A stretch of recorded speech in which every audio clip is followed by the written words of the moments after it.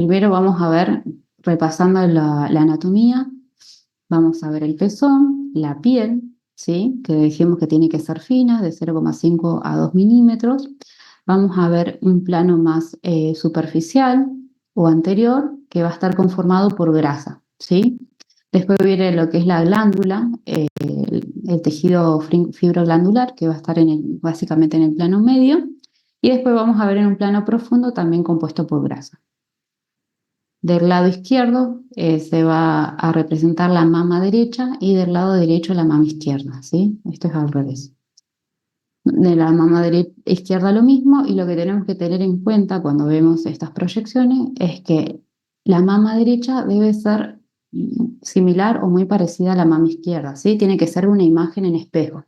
Esto es importante porque si nosotros llegamos a notar, por ejemplo, alguna distorsión, alguna asimetría de la glándula, lo que vemos de un lado lo tenemos que ver del otro. Si del otro lado no está, ya podemos sospechar que puede ser algo normal, que no es normal, ¿sí? Acá tenemos la incidencia, la medio oblicua lateral, donde vamos a ver, bueno, como les mencioné, el pectoral. Acá en la cráneo caudal también tenemos que ver parte del pectoral, que lo vamos, en este caso no se ve, pero lo vamos a ver bien en el plano posterior. Vamos a ver el pectoral, ganglios, ¿sí? Esto es importante para ver la estructura de los ganglios. Vamos a ver la prolongación de la mama hacia la axila y la mama en sí, ¿sí? Eso es lo que tenemos que mirar. Como les comenté antes, hay distintos tipos de densidad mamaria, ¿sí? Cuando las mujeres somos jóvenes, la composición de la glándula suele ser mucho más densa, de mayor contenido fibroglandular, ¿sí? Comenzamos esto igual depende de cada paciente, ¿sí? No es que todas las mamas son iguales, no, esto va a depender de cada persona. Comúnmente en las edades iniciales, ¿sí? En la juventud tenemos una mama bien densa, la mayoría está compuesta por tejido fibroglandular y con el tiempo este tejido va a ir degenerando, ¿sí? Volviéndose más graso. Entonces vamos a tener el tipo A, que son las mamas lipomatosas, que están compuestas en su mayor, tienen mayor proporción de tejido graso. Las mamas con tejido fibroglandular disperso, ¿sí? En el que vemos algunos islotes, ¿sí? De tejido fibroglandular. Mamas heterogéneamente densas, ¿sí? Donde tenemos tejido glandular, pero también tenemos tejido lipomatoso o grasa, ¿sí? Y las mamas extremadamente densas, donde todo el, el parénquima está ocupado por tejido glandular, ¿sí? Otra cosa que podemos ver también en las mamografías son las calcificaciones. Estas que les muestro acá son las típicamente benignas, ¿sí? Que corresponderían a un BI-RADS 2. Tenemos aquellas calcificaciones que son grandes, groseras, ¿sí? Estas son benignas. Aquellos que pueden estar rodeando lo que es un islote de necrosis grasa, ¿sí? Que la podemos ver conformando nódulos. También aquellas calcificaciones en anillos, ¿sí? Que solamente está calcificada la periferia. Calcificaciones vasculares, ¿sí? Que van a ser calcificaciones que van a seguir todo lo que es el trayecto de los vasos de las mamas, ¿sí? También podemos encontrar hilos de suturas calcificados o calcificaciones distróficas, que son calcificaciones con distintas formas, ¿sí? Todas estas son calcificaciones benignas. A las que tenemos que prestar atención son a las microcalcificaciones o calcificaciones agrupadas, ¿sí? Podemos encontrar de distintos tipos: microcalcificaciones agrupadas, microcalcificaciones regionales, que se van a encontrar en una región de la mama, en un cuadrante, las microcalcificaciones de forma difusa, las segmentarias o las lineales, ¿sí? Otra cosa que tenemos que tomar en cuenta es, en el caso de que encontremos alguna lesión, es poder localizarla, ¿sí? Entonces tenemos acá las dos incidencias que les mencioné anteriormente, la craneocaudal y la medio oblicuo lateral. Si nosotros trazamos una línea horizontal que va desde un pezón hasta el otro, ¿sí? En la craneocaudal, vamos a poder dividir a la mama en dos cuadrantes: en uno externo, que siempre va a estar localizado arriba, y un cuadrante interno que va a estar localizado abajo. En la media oblicua lateral vamos a trazar otra línea que va a ir desde el pezón hasta donde termina el pectoral y del otro lado hacemos lo mismo. Y esto nos va a dividir la mama en un cuadrante superior e inferior, ¿sí? Entonces, si tenemos una lesión, como en este caso, que vemos acá un nódulo, ¿sí? Como en el plano anterior de la mama, de bordes espiculados, ¿sí? Heterogéneo, eh, con límites no tan definidos, tenemos que saber decir dónde se encuentra localizado. En este caso, se encuentra localizado en la mama izquierda, en el cuadrante súpero externo, ¿sí? Acá tenemos otro ejemplo, donde tenemos también otra incidencia, que es la cráneo-caudal, ¿sí? Donde vemos esta imagen en el plano profundo. Esto lo que vemos acá es el pectoral, ¿sí? Vemos esta imagen de bordes lobulados e irregulares que se encuentran en el plano profundo, ¿sí? Como les decía antes, siempre tenemos que ver simetrías. Vemos si esta lesión la podemos ver en la mama derecha y no, vemos que no se encuentra. Entonces, tenemos una imagen sospechosa. Acá tenemos una magnificación donde la podemos ver bien, vemos los bordes bien espiculados. Esto correspondió a un carcinoma, ¿sí? Como les mencionaba antes, es importante poder ubicar la lesión para poder informarle al mastólogo o al médico que solicitó el estudio, ¿sí?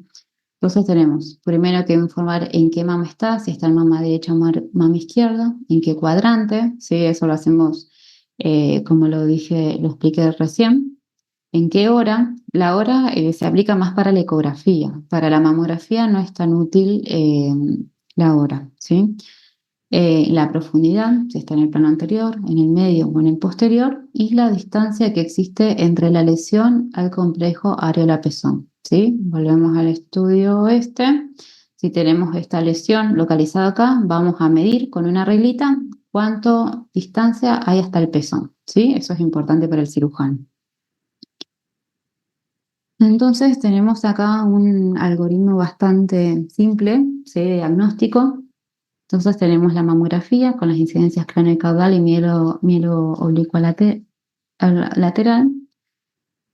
Si esta mamografía es normal, ¿sí? Lo vamos a categorizar de acuerdo al BI-RADS en 1 o 2, ¿sí? Después vamos a detallar bien lo del BI-RADS.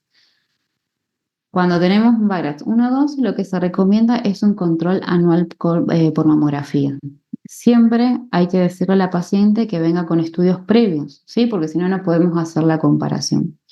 Hay nódulos que nosotros los vemos de características benignas eh, y es importante ir controlando el tamaño, ¿sí? Porque puede ser que un nódulo totalmente benigno en el próximo control crezca de tamaño, ¿sí? Ahí ya pasaría a ser un BI-RADS 4.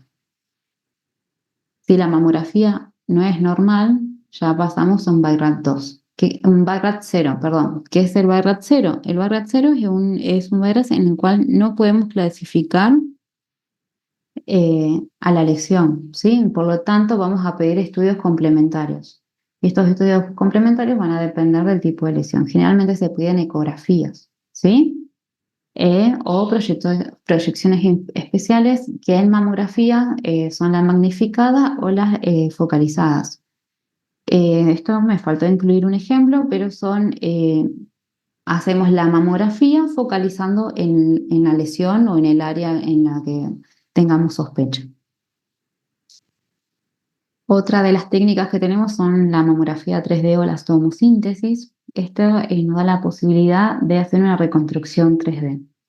La mamografía, como ustedes sabrán, es como una placa de RX, ¿sí? Vamos a ver superposición de estructuras. Si nosotros tenemos una mama densa, o una mama con múltiples nódulos, eh, estos nódulos se pueden superponer y no los vamos a poder diferenciar unos de otros. Por eso en esos casos se puede pedir una tomosíntesis, que es como una tomografía, ¿sí? Una tomografía que va a ir haciendo cortes de la mama, entonces vamos a poder ver las distintas lesiones en los distintos planos. Estos estudios se utilizan también para guiar punciones y facilitan la detección de lesiones nodulares y microcalcificaciones. La ecografía, ¿sí? Otra de las técnicas que es ampliamente usada en pacientes menores de 30 años o pacientes con nódulos palpables. Es una técnica de cribado importante porque es ampliamente accesible, no requiere administración de contraste ni empleo de radiaciones ionizantes y es tolerada fácilmente por los pacientes. Por ecografía vamos a poder distinguir fácilmente lesiones quísticas de lesiones nodulares sólidas o lesiones tipo no masa, ¿sí? De lesiones tipo difusas. Esta técnica es complementaria a la mamografía. Esto es importante porque hay lesiones sí, que vamos a ver por ecografía, pero que no las vamos a ver por mamografía o nos va a ser muy difícil verlas por mamografía. O hay lesiones por mamografía que no las vamos a ver por ecografía. Entonces son todas técnicas complementarias, ¿sí? La ecografía también puede valorar el de mama. También se utilizan para guía para punción y también existe la ecografía 3D. Bueno, acá impuse ejemplos de algunos hallazgos ecográficos sugestivos de benignidad. Tenemos acá una imagen, ¿sí? En la mama donde vemos esta lesión bien circunscrita, ¿sí? Y lo que nos da la característica de benignidad es que son ovoides o elípticas, ¿sí? Y tienden a ser más anchas que altas, ¿sí? Cuando vemos una lesión así, que es más ancha que alta, lo más probable es que sea benigna. También podemos ver otras lesiones, en esta es la segunda foto, donde vemos otra lesión, también ovoide, con algunos bordes lobulados, pero también sigue siendo más ancha que alta, ¿sí? A diferencia de esta lesión, que vemos que tiene bordes irregulares, algunos espiculados, ¿sí? Esto ya nos da características de malignidad, ¿sí? También tenemos otras lesiones, bueno, acá tenemos otro ejemplo, donde vemos esta lesión de bordes lobulados, algunos bordes no los podemos llegar a ver, que lo más sugestivo es que sea maligno, ¿sí? También tenemos otro tipo de imágenes, como esta, que son bien circunscriptas, hiperecogénicas o ecogénicas, que podemos ver todo lo que es el borde de la imagen, ¿sí? Estas son también características de benignidad. Así como también aquellas imágenes anecoicas, ¿sí? De paredes finas, que podemos ver bien los bordes. Estos son los típicos quistes de la mama, que son normales y, bueno, con la edad van degenerando, ¿sí? Estos son hallazgos benignos. Otro de los estudios que contamos es la resonancia magnética. Evalúa de forma exhaustiva cualquier lesión en la mama, acompañada de procedimientos diagnósticos convencionales previos. Es decir, primero nosotros realizamos la mama, la eco, y si tenemos duda, recién realizamos la resonancia. Tiene una alta sensibilidad, pero la especificidad es variable. Es una técnica tan sensible que da muchos falsos positivos, ¿sí? Por eso tenemos que complementar con nuestras técnicas, otras técnicas. Está indicada para delimitar nuevos focos en una paciente que nosotros ya sabemos o encontramos un nódulo sospechoso. La usamos para ver si tiene otros nodulitos en la misma mama o en la mama contralateral. También se utilizan para establecer una planificación del tratamiento, para el tratamiento, como quimioterapia neoadyuvante o el tipo de cirugía que se le va a realizar a la paciente. Puede ser necesaria en mujeres con tejido mamario denso, mujeres con mutación del gen del BRCA o mujeres portadoras de prótesis de silicona. Bueno, ya pasando al intervencionismo, eh, consiste en la toma de biopsias de una muestra del tejido de la zona sospechosa. Esto se utiliza para determinar si este nódulo o lesión que hemos encontrado es benigna o maligna, así como también como el tipo de células tumorales, el grado de agresividad y algún otro parámetro de interés a la hora de tomar decisiones, ¿sí? La biopsia puede hacerse por palpación directa, que no he visto que lo hagan, pero sí lo podemos hacer guiada por un método donde se visualice mejor la lesión. Si nosotros vemos mejor la lesión por ecografía, usamos la ecografía, y si la vemos mejor por mamografía, usamos la mamografía. Podemos usar aguja fina o PAF o aguja gruesa, ¿sí? Esto va a depender del tipo de lesión que veamos. También podemos utilizar lo que son las punciones al vacío, que eh, tenemos una gran recolección de la muestra y si los nódulos son chiquitos, por ahí podemos sacar todo el nódulo. Cuando la zona de sospecha, hay lesiones que solamente las podemos ver por imagen, ¿sí? Entonces, estas lesiones las tenemos que marcar, ya sea con carbón, con un arpón, ¿sí? Como vemos acá en el ejemplo, o con tecnesio 99. Esto lo hacemos para que el cirujano, al momento de la cirugía, pueda identificar y localizar de forma correcta el nódulo. Bueno, ahora vamos a hablar del BIPATS. Esta es una clasificación, ¿sí? Es un sistema de informes y registro de datos de estudios por imágenes de la mama y vamos a poder clasificar a las lesiones tanto por mamografía, ecografía y resonancia magnética. El objetivo del BIRATS es estandarizar un léxico común entre las distintas especialidades como cirujanos, radiólogos y anatomía patológica, ¿sí? El BIRATS por mamografía, vamos a poder caracterizar y informar de forma adecuada, como comenté al principio, por ejemplo, el tipo de parénquima de la mama. Si es A, B, C o D, ¿sí? Si es más lipomatosa, si es más fibroglandular. Si hay masas, si hay calcificaciones, si hay distorsiones, si hay asimetrías, si hay ganglios intramamarios, ¿sí? Que se pueden ver como nodulitos, si hay lesiones en la piel, si hay conducto dilatado, si hay hallazgos asociados como retracción del pezón, engrosamiento y retracción cutáneo, engrosamiento trabecular, adenopatías y localizar la lesión, ¿sí? Estos son todos formas estandarizadas para poder informar que nos permite informar una mamografía y que todos los médicos que vean la lesión identifiquen a la lesión en la misma clasificación, ¿sí? Por ejemplo, un nódulo y ese nódulo tenga las características, pero en BIRAT 2 y no que un médico diga, no, este es un BIRAT 4, ¿sí? Es estandarizar para que todos veamos e informemos lo mismo. Lo mismo, en la medida que sea posible.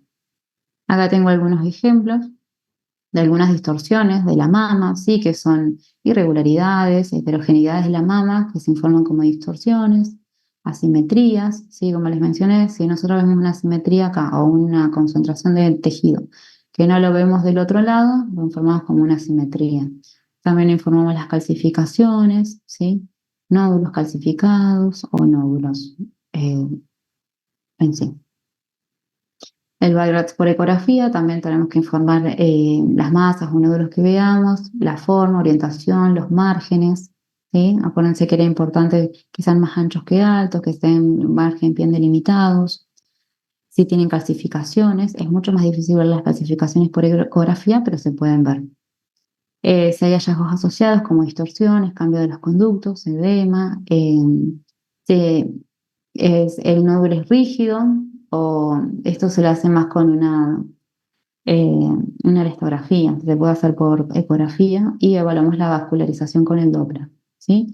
También podemos ver casos especiales como quistes simples, acúmulo de microquistes, quistes complicados, grasas en la piel, ganglios, necrosis, anomalías vasculares. Y el BIRATS por resonancia, vamos a evaluar también el tejido mamario, aquellas lesiones que no realzan, evaluar si son la hiperintensidad ductal, si hay quistes, si hay colecciones, si hay engrosamientos cutáneos, si hay nódulos, si hay distorsiones de la arquitectura. En el caso, creo que no les expliqué bien lo de la resonancia. A ver, vamos a volver. Acá les puse un ejemplo de una resonancia, ¿sí? Esto tenemos a las mamas, ¿sí? La técnica para hacer la resonancia es la paciente acostada boca abajo, ¿sí? Las mamas quedan pendiendo, ¿sí? Como un péndulo, y ahí se hace, esas son las imágenes que se toman, ¿sí? Esta es una secuencia con contraste donde podemos ver la grasita, que la vamos a ver negra o hipointensa, y vamos a ver cómo realzan los vasos con el contraste, que en el caso de la resonancia es el delgado líneo. Y si comparamos la mama de un lado, esta es la mama izquierda, con la mama derecha, vemos que en esta podemos evidenciar un nódulo que realza con el contraste, ¿sí? que esto también es sugestivo de malignidad, pero como les dije antes, también tiene la resonancia tiene una alta tasa de falsos positivos. Así que bueno, hay que complementar con otras técnicas, ¿sí? Volvemos. Bueno, en caso de que la lesión realce, como le mostré recién, hay que ver qué tipo de realce tiene, si es tipo masa, si es tipo neomasa, si es focal, si es regional, si es lineal, segmentario o en múltiples regiones, si tiene un patrón interno de realce, si hay ganglios linfáticos intramamarios, si hay una lesión cutánea u otros hallazgos asociados. Bueno, después de hablar de esto, vamos a la clasificación en sí, ¿sí? La clasificación podemos clasificar de 0 a 6. En la clasificación 0, como les mencioné antes, lo colocamos cuando no es posible clasificar, dicho sea de paso, la lesión, ¿sí? Y necesitamos complementar con otro método, ¿sí? Si tenemos una mamografía, complementaremos con una ecografía, si tenemos eco con una mamografía o con una resonancia. ¿Sí? Y una vez que pedamos el otro estudio, ahí lo vamos a clasificar, ¿sí?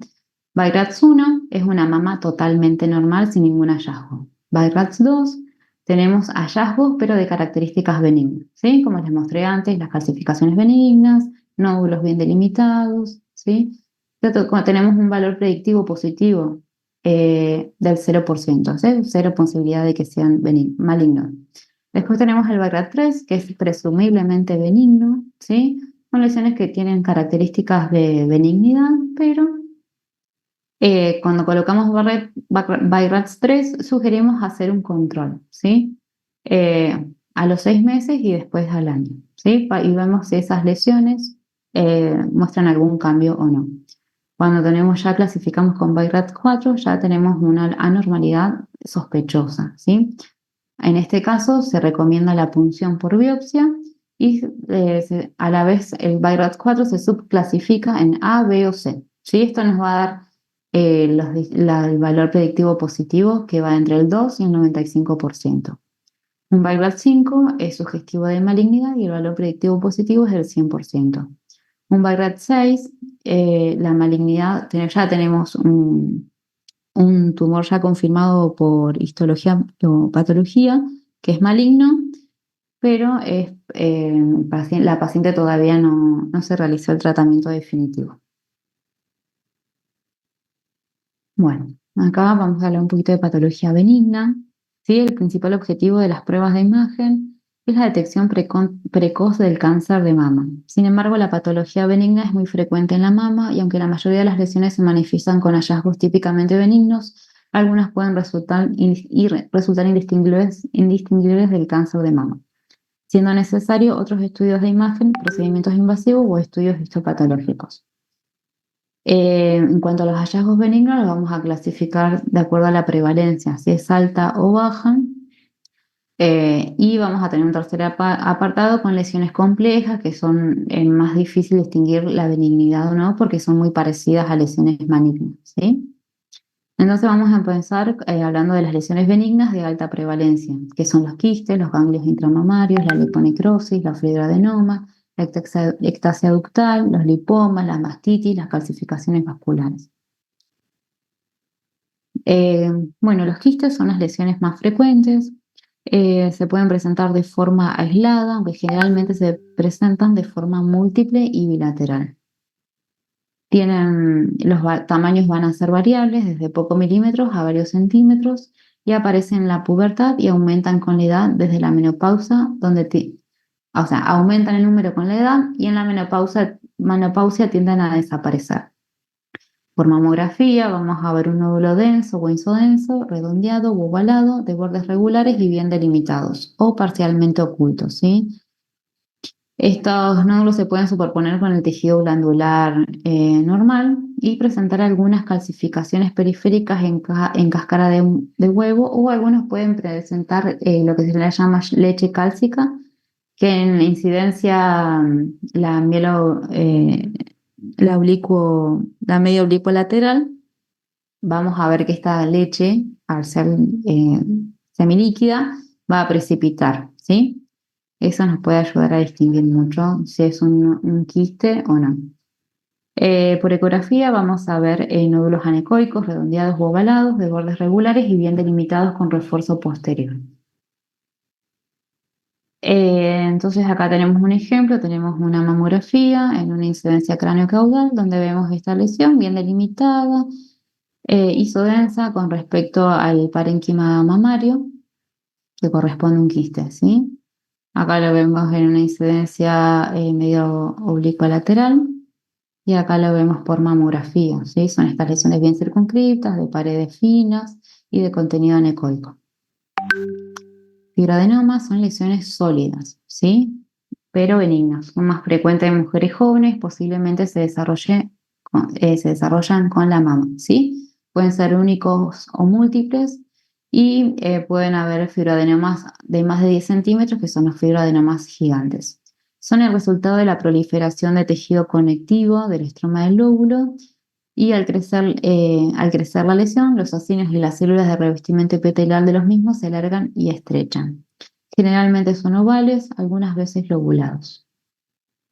Por mamografía vamos a ver un nódulo denso, hueso denso, redondeado, ovalado o polilobulado, de bordes bien delimitados y en ocasiones presentan calcificaciones groseras.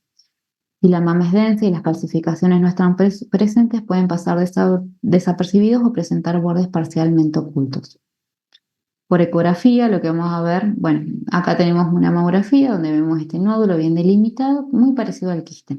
Por eso, como les mencionaba antes, hay lesiones que por mamografía no las podemos distinguir o clasificar. Por eso vamos a necesitar un método complementario para evaluar mejor las características de la imagen, ¿sí? Por ecografía, lo que vamos a ver es un nódulo hipoecoico, ¿sí? En los quistes anecoico lo vemos negro, pero en los fibroadenomas vamos a ver una lesión hipoecoica, ¿sí? Más oscurita o más negra que el tejido circundante. También puede ser hipor o isoecoico. Son homogéneos, redondeados, ovalados o polilobulados, de bordes bien delimitados, generalmente presentan mayor crecimiento en el plano transversal, es decir, que son más anchos que altos y pueden presentar refuerzo posterior. ¿Sí? Acá tenemos un ejemplo, como el nodulito que le había mostrado antes, ovoide, de bordes delimitados, eh, hipoecoico, ¿sí? Que al aplicar el Doppler vemos que tiene vascularización periférica, ¿sí? También tenemos, bueno, acá tenemos otros ejemplos de fibroadenomas en una mamografía, en una media oblicua lateral. Vemos este nódulo, esta imagen hiperdensa con respecto al parénquima circundante, bien redondeada, bastante homogénea, que corresponde a un fibroadenoma. Acá tenemos otros ejemplos con algunas calcificaciones groseras, ¿sí? Estas son típicas típicamente benignas, ¿sí?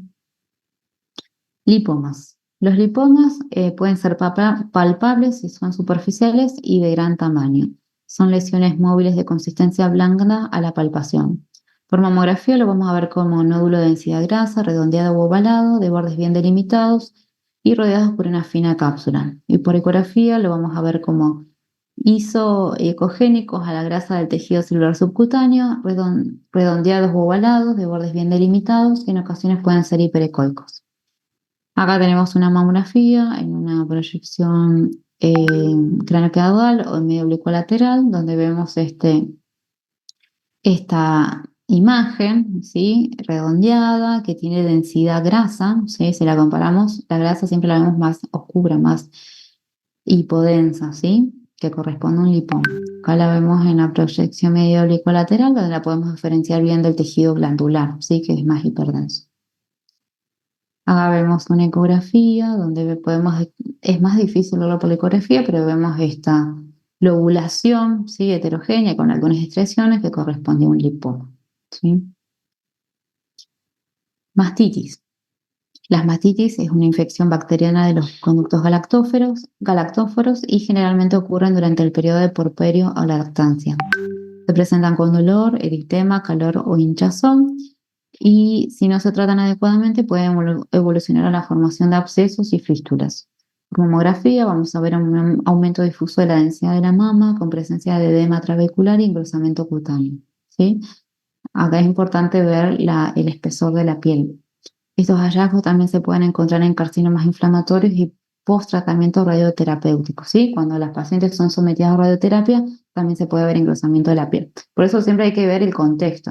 Si viene una paciente con inflamación de la mama, que viene roja, que está amamantando o está en el puerperio, la más probable es que sea una mastitis, ¿sí? Pero no quita que pueda ser un carcinoma, ¿sí? Siempre en el contexto. Si existe un absceso asociado, se puede manifestar como un nódulo de bordes bien o mal delimitados. Por ecografía vamos a ver un engrosamiento cutáneo, edema e hiperecogenicidad de los lobulillos grasos y el tejido glandular aparece hipoecoico y los conductos pueden estar dilatados, ¿sí? Acá tenemos un ejemplo de una ecografía en una mama normal, ¿sí? Donde podemos distinguir bien. Acá, esto lo que vemos más blanco es el tejido fibroglandular, la grasa, y acá vemos lo que es la pleura, ¿sí? Acá tenemos una imagen en una paciente con una mastitis donde vemos una distorsión normal de la ecoestructura de la mama, ¿sí? Donde vemos áreas más hipoecoicas o hipoecogénicas, ¿sí? Acá tenemos otra paciente con una mastitis donde podemos ver esta colección, ¿sí? Las colecciones las vamos a ver como más anecoicas, ¿sí? Bien delimitadas, que si le aplicamos el Doppler vamos a ver que no tiene vascularización, ¿sí? Este es un ejemplo de una mastitis y asociado a un absceso o una colección. Siguiendo con las patologías benignas, tenemos a las lesiones de baja prevalencia, que son los amartomas, las enfermedades de Mondor y angioma y adenoma del pezón, ¿sí? Los amartomas son lesiones que se producen por un defecto del desarrollo del crecimiento anómalo de las estructuras maduras. Contienen elementos glandulares como ductos y lóbulos, estromas, fibrosis y tejidos adiposos en proporción variable y se manifiestan como una masa palpable no dolorosa, móvil y de consistencia blanda habitualmente, ¿sí? Es importante que sean móviles y de consistencia blanda. Si nosotros no llegamos a palpar algo que sea de consistencia dura y no móvil, es un alto. Tenemos que encender todas las alarmas, ¿sí? Por mamografía vamos a ver un nódulo redondeado o ovalado, heterogéneo, de densidad grasa y de partes blandas, de bordes bien delimitados. Imagen típica que dice que se forma la imagen típica de la mama dentro de una mama, ¿sí? Es lo que vemos acá en la mamografía, en una incidencia cranocaudal. Vemos este nódulo bastante grande, importante, heterogéneo, con algunas áreas más hiperdensas, otras no tanto, ¿sí? Que daría la forma de una mama dentro de una mama. Es característico que tenga una fina cápsula que la separa del tejido circundante, aunque no siempre se observa. Por ecografía podemos ver un nódulo redondeado, ovalado, heterogéneo, de densidad grasa y de partes blandas, de contornos bien delimitados, aunque en ocasiones puede aparecer como un tejido mamario normal, ¿sí? Acá tenemos otro ejemplo, este es en una proyección medio lateral oblicua, donde vemos el mismo nódulo, ¿sí? Bien heterogéneo, delimitado. Siguiendo con las patologías benignas, tenemos las lesiones complejas como el tumor filoide, papiloma, mastopatía diabética, cicatriz radial. Bueno, tenemos el tumor filoides, que es un tumor benigno que presenta un crecimiento rápido y expansivo, por lo que está indicada la exéresis, ¿sí? Suele presentarse en mujeres mayores de 40 años y frecuentemente presenta recidivas. Si al momento del diagnóstico son de pequeño tamaño, presentan una semiología muy similar a un fibroadenoma y es necesaria la realización de una biopsia de aguja gruesa para el diagnóstico definitivo. Por mamografía vamos a ver un nódulo denso, hueso denso, redondeado, ovalado, polilobulado, de bordes bien o parcialmente delimitados que no presenta calcificaciones. Por ecografía vamos a ver un nódulo hipo o isoecoico de bordes bien definidos o parcialmente definidos que presentan buena transmisión acústica. Puede presentar algunas áreas quísticas. Entonces, los tumores fibroides van a ser muy parecidos a los fibroadenomas, ¿sí? Van a ser ovalados, de bordes definidos, de aspecto isoecogénicos o hipoecogénicos, de consistencia de aspecto sólido. pero en un nódulo de crecimiento rápido tenemos que sospechar un filoides, ¿sí? Y realizar la función. En este caso, si los tumores filoides se clasifican como VIRAT 4. También tenemos la mastopatía fibroquística, que pueden encontrarse en mujeres de 30 a 50 años. Se denomina así porque son cavidades de contenido líquido que se originan en los acinos lobulares y representan una dilatación de los mismos, ¿sí? Son dilataciones de los conductos o de los acinos que por culpa de o a causa de una metaplasia apócrina se produce una secreción que no es reabsorbida, por lo que se va a producir esta acumulación de secreciones y la dilatación progresiva de los acinos, ¿sí? Lo que vamos a ver son imágenes quísticas, ¿sí? Rodeadas por tejido fibroglandular y vamos a ver una mama por mamografía bien heterogénea, ¿sí? Bueno, llegando al cáncer, lo que es el cáncer de mama, podemos decir que es una proliferación acelerada e incontrolada de las células del epitelio glandular. Puede aparecer en mujeres jóvenes y hombres. La edad máxima de incidencia está por encima de los 50 años, pero aproximadamente el 10% se diagnostica en mujeres menores de 40 años. ¿Cuándo debemos sospechar? Ante un nódulo palpable en la mama, que si se asocia a retracción del pezón o alteraciones en la piel, tenemos que encender todas las alarmas, ¿sí? El grupo histopatológico más frecuente del cáncer de mama es el carcinoma ductal infiltrante, seguido por el carcinoma intraductal y el carcinoma lobulillar infiltrante. Las causas que producen un cáncer de mama todavía no están aclaradas, sin embargo, se han identificado numerosos factores de riesgo, ¿sí? La mayor parte de ellos se relaciona con antecedentes reproductivos que modulan la exposición hormonal durante la vida. Acá les menciono varios factores de riesgo. Uno es la edad, a mayor edad, mayor riesgo. Historia personal de cáncer de mama. Si una mujer ya tiene antecedentes de denuncia de mama, tiene más probabilidades de padecer un cáncer de mama en la mama contralateral o de tener un carcinoma ductal in situ. Historia personal de enfermedad proliferativa benigna en la mama. Si hay una historia familiar de cáncer de mama, es decir, familiares de primer grado como madre, hija o hermana, si hay portadores de mutaciones de los genes de BRCA1 o 2 o de otros genes, densidad mamaria elevada en las mamografías, factores reproductivos que aumentan la exposición a los estrógenos endógenos, el uso de terapia hormonal sustitutiva después de la menopausia, la exposición a radiaciones ionizantes, el consumo de alcohol y la obesidad. Hablando un poquito del cáncer de mama hereditario, tiene su origen en algunas mutaciones genéticas. Se estima que aproximadamente el 5 al 10% de los cánceres de mama son hereditarios, siendo de estos del 20 al 25 mutaciones en los genes BRCA1 y 2. La probabilidad de que una mujer portadora de estos genes padezca cáncer de mama es de un 70% a los 70 años.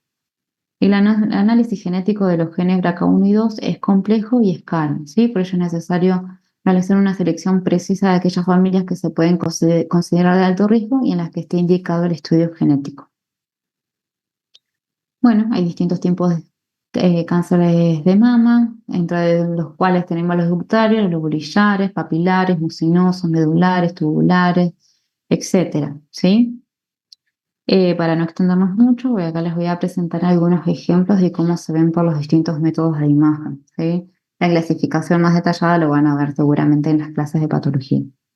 Tenemos el carcinoma ductal invasor, ¿sí? Un ejemplo donde vemos en estas proyecciones de mamografía, cráneo caudal y medio oblicuo lateral, esta lesión nodular de bordes espiculados, ¿sí? Si la tenemos que localizar, vamos a decir que está en el cuadrante superior, ¿sí? Esto lo vamos a terminar en la proyección medio oblicuo lateral interno, ¿sí? En el supero interno. Esto corresponde a una clasificación de un Virat 5. Acá tenemos otro, donde vemos este nódulo también especulado. Acá tenemos como una focalización. Vemos una imagen nodular, densa, heterogénea, de márgenes irregulares que distorsiona la arquitectura. También corresponde a un Virat 5. Carcinoma, acá tenemos un ejemplo, un carcinoma ductal invasor. También tenemos mamografías. Esta es un ejemplo de lo que no les mostré antes, son las mamografías que son focalizadas, ¿sí? Cuando nosotros vemos en una mamografía normal una lesión sospechosa, generalmente se pide una magnificada o una focalizada, ¿sí? En el cual se va a presionar, ¿sí? Solamente en el área donde se encuentra la lesión para poder verla más detalladamente, ¿sí? En este caso tenemos este nódulo bien irregular. Eh, de densa heterogénea, de márgenes irregulares.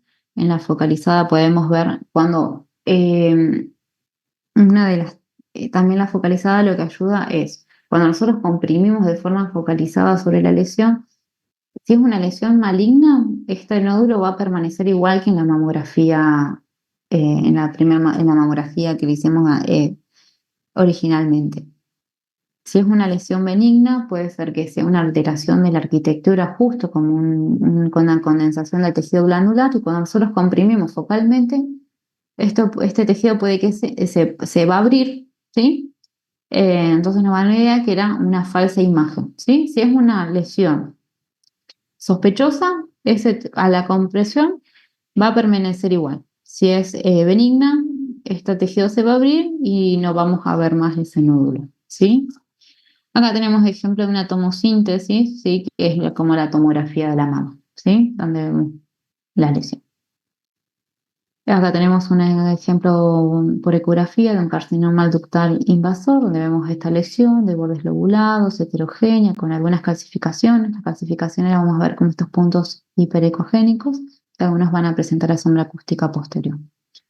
Al aplicar el Doppler vemos que tiene vascularización interna, ¿sí? Estos nódulos son altamente sugestivos de malignidad, lo que corresponde a un BIRAT 5. Acá tenemos una aguja, ¿sí? Esta es la típica imagen que vemos cuando realizamos la punción de estos nódulos, ¿sí? Vamos a ver la aguja que llega al centro del nódulo, ¿sí? Por eso se utiliza la ecografía para guiar, ¿sí? Para que la aguja llegue directamente a donde está el nódulo. Acá tenemos un cáncer ductal, donde lo que podemos ver son microcalcificaciones heterogéneas de distribución segmentaria, ¿sí? Son todas estas microcalcificaciones. Esto corresponde a un BIRAT 4 y un cáncer ductal. Eh, Acá tenemos otro ejemplo, también tenemos una incidencia medio oblicuolateral. Y lo que vamos a ver es esta área heterogénea, mal delimitada, que se presenta como una asimetría y distorsión de la mama, que, bueno, ante la duda se lo clasificó como un BIRAT 0 y se realizó la eco. En la eco vemos que en esta localización una imagen no masa, o sea que no vemos ni nódulos, sino como una distorsión de la arquitectura normal de la mama, ¿sí? Que, bueno, se le realizó la biopsia y, bueno, se determinó que corresponde a un carcinoma y esto se lo clasificó como BIRAT 5. Acá tenemos otro ejemplo donde vemos también una distorsión, una asimetría en la mamografía, ¿sí? Y que luego de la tomosíntesis vemos como una lesión bien circunscripta, ¿sí? Un BIRAT 4. Bueno, además, cuando una paciente se es diagnosticada con UCA de mama, además de la mamografía y ecografía de todos los métodos que mencioné antes, se le realizan otro tipo de estudios para la estadificación. Una vez que se confirmó la malignidad por biopsia. Al paciente se le puede pedir radiografía de tórax, ecografía abdominal para ver si hay compromiso hepático, ¿sí? Si hay metástasis hepáticas, gamografía ósea para ver si hay secundarismo óseo, o tomografías, una axial computada de tórax y abdomen para evaluar ganglios, hígado, pulmones y huesos, ¿sí? El examen histopatológico, por biopsia, vamos a clasificar el cáncer como invasivo o no invasivo. Los invasivos corresponden a todos los que son los carcinomas in situ. Para evaluar el tamaño del tumor, cuanto más grande sea el tumor, más riesgo tiene de recidiva. El tipo histológico, el carcinoma ductal es el más frecuente, en un 80%, que deriva de los ductos, y el siguiente en frecuencia es el lobulillar, que deriva de las células del lóbulo, ¿sí? El grado histológico va a describir el grado de la lesión, ¿sí? La diferenciación. Las más diferenciadas se clasifican como grado 1, y las menos diferenciadas como grado 3. También podemos evaluar la afectación ganglionar, el número de ganglios afectados. Esto nos va a dar un factor pronóstico, es el factor pronóstico más importante. eh, y también podemos evaluar el riesgo de recaídas. Una opción para evaluar los ganglios es la técnica del ganglio centinela, que permite conservar la mayoría de los ganglios axilares para evitar complicaciones secundarias debido a la extirpación de toda la cadena ganglionar. Bueno, y por último, una vez que tenemos los estudios de mama, la biopsia, confirmación de que es un cáncer, que el tumor es maligno, pedimos los exámenes que pedimos, les mencioné, tomografía, gamografía. Esto nos va a permitir estadificar el tumor, ¿sí? Tenemos un estadio 1, donde tenemos tumores menores a 2 centímetros, un estadio 2, que los tumores van a ir entre 2 y 5 centímetros, y el grado va a depender si ahí tenemos invasión de los ganglios o no.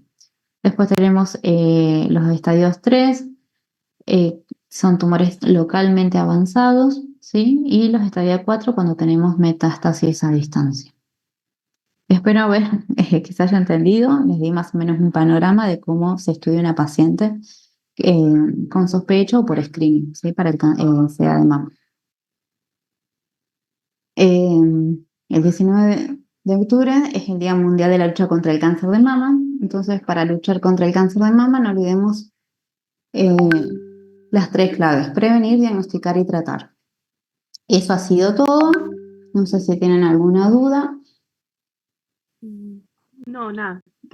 Si no, terminamos Yo tengo con la una duda que quisiera hacer. Te quería preguntar por la conducta diagnóstica para las pacientes que tengan una familiar que ya haya tenido diagnóstico de cáncer de mama. ¿Cuál es la recomendación que le hacemos para el diagnóstico a esas pacientes? Las pacientes que tienen un familiar de primer grado, madre, hermana o tía, ¿sí? Que tengan antecedentes, son pacientes de alto riesgo, ¿sí? Lo que se hace, se le pueden empezar más tempranamente con las mamografías, se hacen ecografías periódicas, pero también se les puede indicar resonancia, ¿sí? Al ser un paciente joven, al tener las mamas densas, una resonancia una vez por año también se utiliza como un método de control. Genial, muchas gracias. De nada. ¿Alguna otra duda o ya terminamos con la clase?